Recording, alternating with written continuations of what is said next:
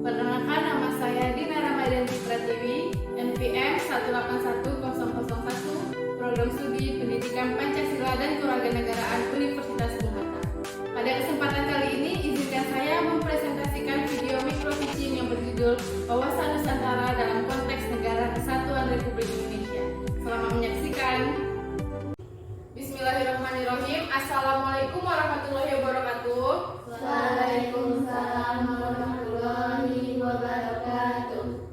Baik Anda, sebelum kita memulai pembelajaran kita pada hari ini, alangkah baiknya kita berdoa terlebih dahulu.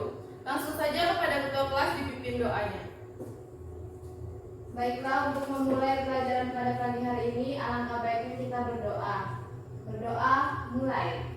Raditu billahi rabban walil islamina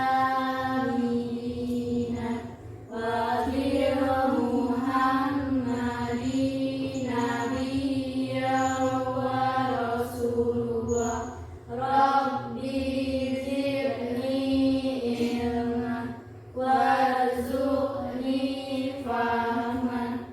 Amin ya rabbal alamin. Assalamualaikum warahmatullahi wabarakatuh.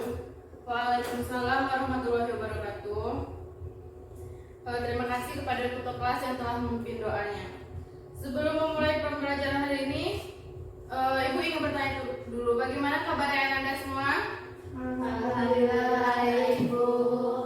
Baik, pada pertemuan kedua kita pada hari ini, coba Anda keluarkan buku Anda masing-masing, yaitu lihat KD 3.7, menganalisis arti pentingnya wawasan Nusantara dalam konteks negara kesatuan Republik Indonesia.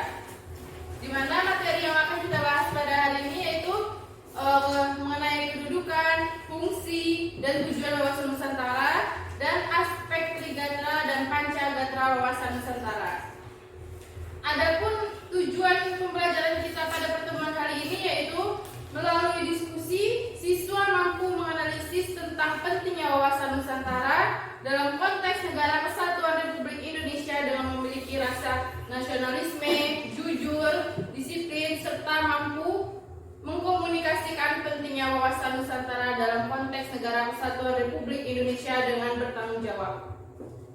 Baik Anda, sebelum kita masuk pada materi selanjutnya, pada pertemuan sebelumnya yaitu kita telah membahas mengenai pengertian wawasan Nusantara, hakikat wawasan Nusantara, dan asas-asas wawasan Nusantara. Nah, sebelum memulai materi selanjutnya, Ibu ingin bertanya, apakah dari Anda semua masih ada yang ingat tentang pengertian wawasan Nusantara? Baik, Ibu ulas sedikit ya. Wawasan Nusantara adalah cara pandang bangsa Indonesia mengenai diri dan tanah air sebagai negara kepulauan dengan semua aspek kehidupan yang beragam. Kenapa disebut dengan negara kepulauan? Karena Indonesia ini terdiri dari banyak pulau dari Sabang sampai Merauke. Beragam adat istiadat, suku bangsa, dan memiliki kekayaan alam yang sangat luar biasa. Nah, itulah ulasan sedikit mengenai pengertian wawasan Nusantara. Baik Anda, langsung saja kita masuk pada materi kita selanjutnya yaitu mengenai fungsi, tujuan, dan kedudukan wawasan Nusantara, aspek Trigatra dan Pancagatra wawasan Nusantara. Yang pertama yaitu ada kedudukan. Wawasan Nusantara sebagai wawasan nasional bangsa Indonesia merupakan ajaran yang diyakini kebenarannya oleh seluruh rakyat Indonesia agar tidak terjadi penyesatan atau penyimpangan dalam upaya mewujudkan cita-cita tujuan nasional. Dengan demikian, wawasan Nusantara menjadi landasan visional dalam menyelenggarakan kehidupan nasional. Jadi dapat disimpulkan bahwa wawasan Nusantara ini berkedudukan sebagai landasan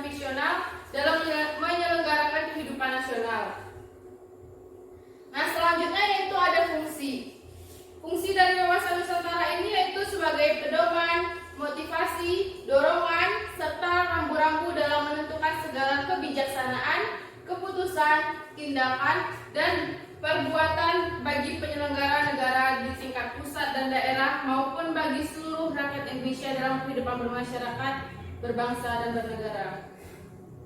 Jadi kesimpulannya, fungsi dari Wawasan Nusantara ini yaitu dia itu sebagai motivasi dalam berkehidupan, dorongan serta rambu-rambu dalam menentukan segala kebijaksanaan.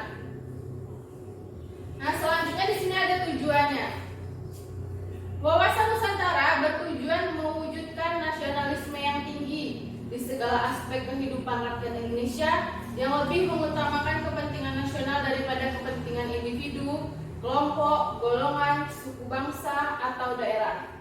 Kepentingan-kepentingan tersebut tetap dihormati, diakui, dipenuhi selama tidak bertentangan dengan kepentingan nasional atau kepentingan masyarakat. Nasionalisme yang tinggi di segala bidang demi tercapainya tujuan nasional tersebut merupakan pancaran dari makin meningkatnya rasa, paham, dan semangat kebangsaan dalam jiwa Indonesia sebagai hasil pemahaman dan penghayatan wawasan Nusantara. Materi selanjutnya yaitu ada aspek Trigatra dan aspek Pancagatra. Pada aspek Trigatra ini kita akan bahas mengenai letak dan geografis Indonesia. Yang kedua, keadaan dan kekayaan alam. Yang ketiga, keadaan dan kemampuan penduduk. Sedangkan di aspek Pancagatra ini terdapat poin yang akan kita bahas yaitu mengenai ideologi, politik, ekonomi, sosial budaya, pertahanan, dan keamanan.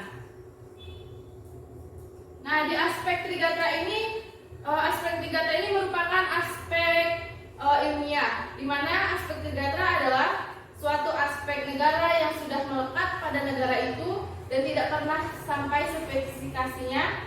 Aspek-aspek tersebut adalah geografi, kekayaan, iklim, dan kependudukan. Nah, dari aspek Trigatra ini, yang pertama yaitu letak dan bentuk geografis.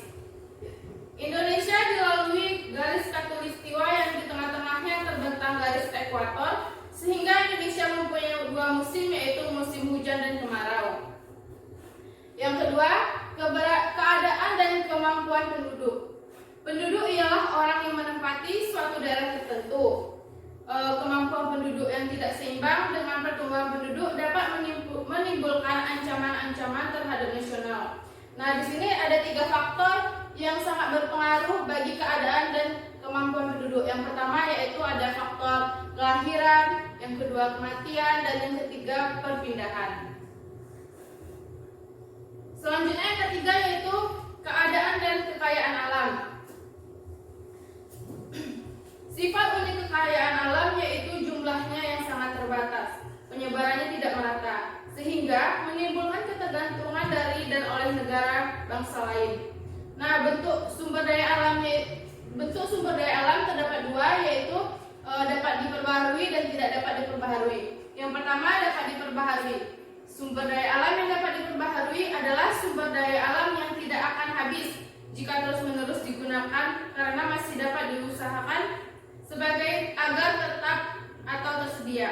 Sumber daya alam yang dapat diperbarui memiliki daya regenerasi. Contohnya, sumber daya alam jenis ini adalah energi matahari, angin, air, hutan, dan keanekaragaman hayati. Sumber daya alam yang dapat diperbarui juga meliputi sumber daya alam biotik seperti tumbuhan dan hewan. Nah, yang kedua yaitu tidak dapat diperbarui. Sumber daya alam yang tidak dapat diperbarui adalah sumber daya alam yang akan habis, terpakai karena tidak dapat dibuat baru. Contohnya sumber daya alam ini yaitu bahan mineral, batu bara, gas, dan sumber daya alam lainnya. Selanjutnya yaitu aspek Pancagatra.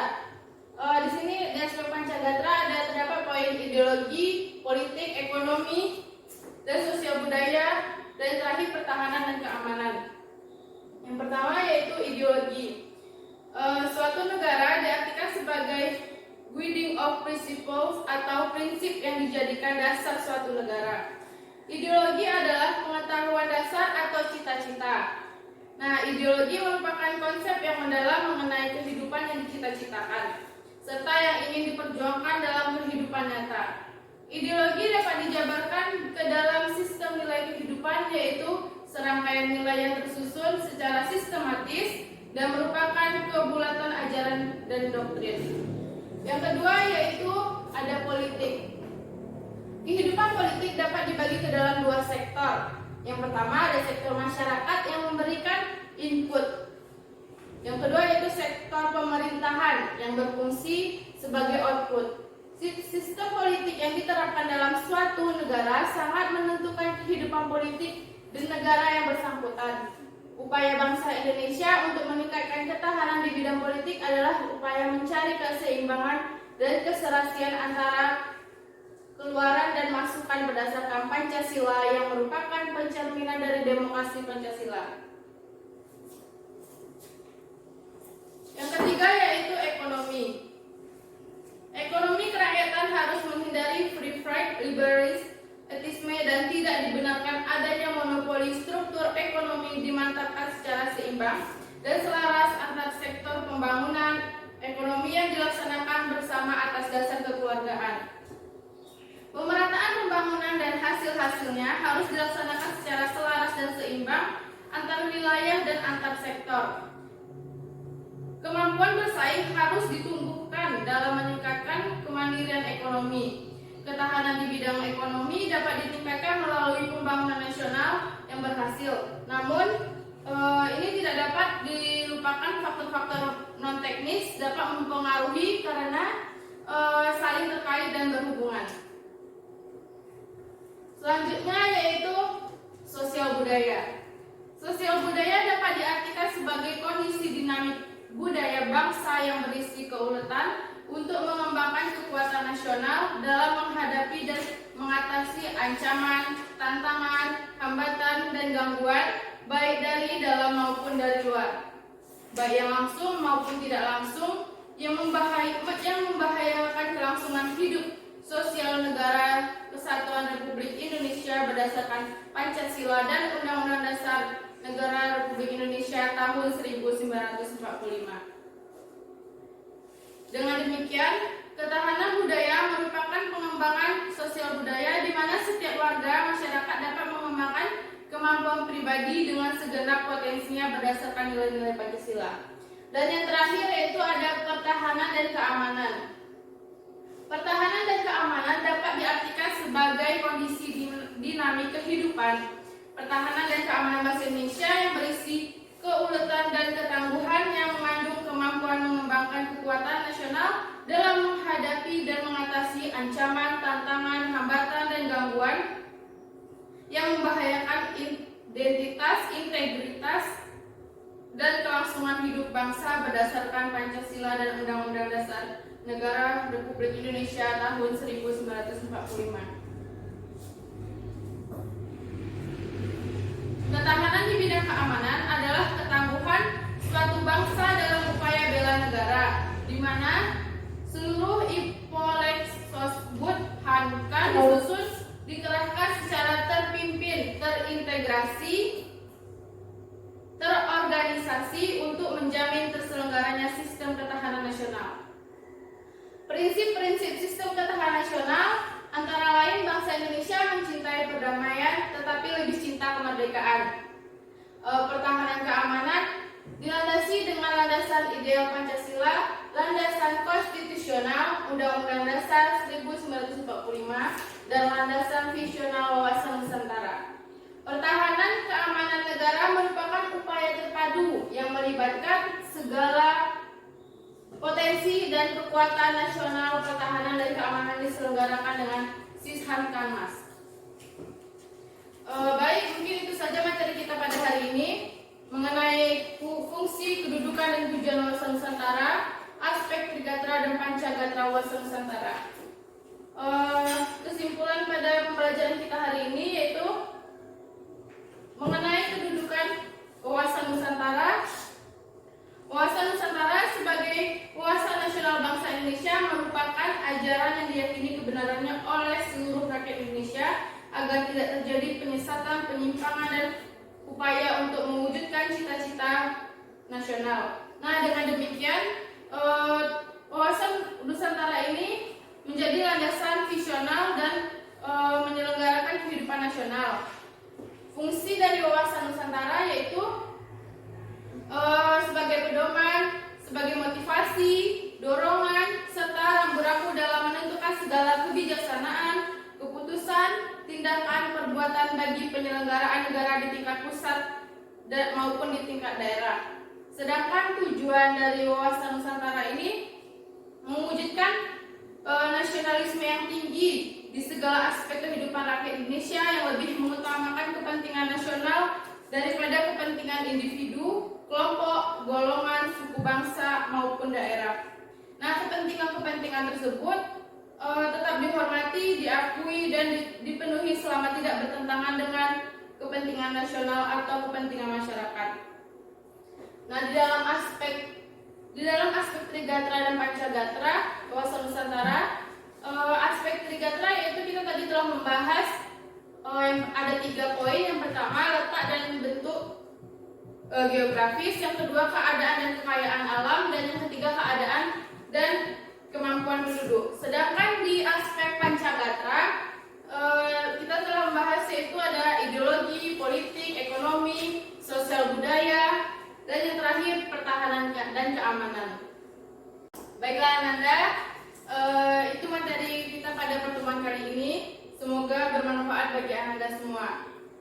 Salah kata Ibu mohon maaf. Ibu akhiri, wabillahi taufiq wal hidayah. Wassalamualaikum warahmatullahi wabarakatuh.